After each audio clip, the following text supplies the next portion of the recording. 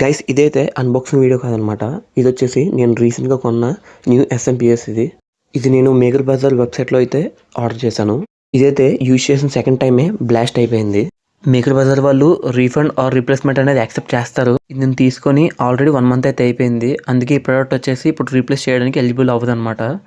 ఈ SMPS rating వచ్చేసి 12 volts 10 ampere, అంటే మనం 120 వాట్స్ వచ్చేసి అవుట్పుట్ నుంచి అయితే తీసుకోవచ్చు. ఇది బ్లాస్ట్ అయినప్పుడు నేను దీని మీద ఎక్కువ లోడ్ కూడా వేయలేదు. జస్ట్ ఏసీ ఇన్పుట్ ఇచ్చి ఆన్ చేయగానే సడన్గా బ్లాస్ట్ అయిపోయింది అనమాట. ఒకసారి మీకు తీసైతే చూపిస్తాను లోపల ఎలా ఉందనేసి. ఈ ఎస్ఎంపిఎస్లో అయితే డిప్ పార్ట్స్ అంటే నార్మల్ పార్ట్స్ కాకుండా ఎస్ఎండి రెసిస్టర్స్, ఎస్ఎండి డయోడ్స్ అయితే వాడారనమాట. ఇక్కడ మనం బ్యాక్ ప్యానల్ చూసుకుంటే బ్లాస్ట్ అయిన ప్లేస్లో బ్లాక్గా అయిపోయింది. ఇక్కడ చూసుకుంటే ఇక్కడైతే ఫ్యూజ్ అని రాస్తారు కదా, ఇదైతే బ్యాక్ సైడ్ బర్న్ అయిపోయింది. మనం ఎప్పుడైతే కాంపోనెంట్స్ ఫెయిల్ అవుతాయో అప్పుడైతే ఫ్యూజ్ అయితే బర్న్ అయిపోతుంది అనమాట ప్రొటెక్షన్ కోసం.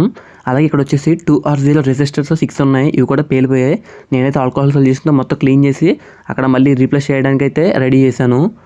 అసలు మెయిన్లీ ఇదంతా జరిగింది ఈ మాస్ఫెట్ వల్ల. ఈ మాస్ఫెట్ నెంబర్ వచ్చేసి 8965. ఇది వచ్చేసి షార్ట్ అయిపోయింది. ఇది షార్ట్ అవడం వల్ల రిమైనింగ్ పార్ట్స్ అన్ని కూడా ఫెయిల్ అయ్యి బ్లాస్ట్ అవడం అయితే జరిగిందనమాట.